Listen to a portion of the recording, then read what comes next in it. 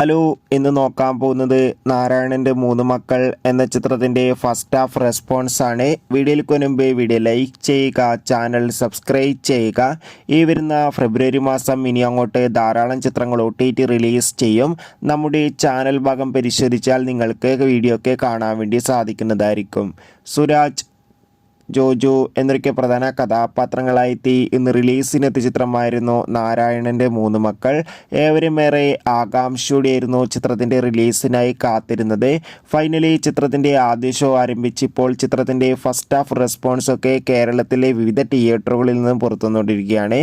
ചിത്രത്തിൻ്റെ ഫസ്റ്റ് ഹാഫിന് തന്നെ മികച്ചൊരു പോസിറ്റീവ് റെസ്പോൺസാണ് നേടിയെടുക്കാൻ വേണ്ടി സാധിച്ചിട്ടുള്ളത്. ചിത്രം കാണുന്ന സിനിമാ പ്രേമികളെല്ലാവരും ഒന്നടങ്കം പറയുകയാണ് ചിത്രം ഒരു പക്ക ഫാമിലി എൻ്റർടൈൻമെൻ്റ് ആണെന്നും ചിത്രത്തിൽ ജോജുവിൻ്റെയും സുരാജിൻ്റെയും മികച്ച അഭിനയം തന്നെ കാണാൻ വേണ്ടി സാധിക്കുന്നുണ്ടെന്നും. എന്തായാലും നാരായണൻ്റെ മൂന്ന് മക്കൾ എന്ന ചിത്രത്തിൻ്റെ കൂടുതൽ റെസ്പോൺസിനായി കാത്തിരിക്കാം. ചിത്രം കാണുന്നവരുടെ അഭിപ്രായം തീർച്ചയായും കമൻറ്റ് ചെയ്യുക. Bye bye.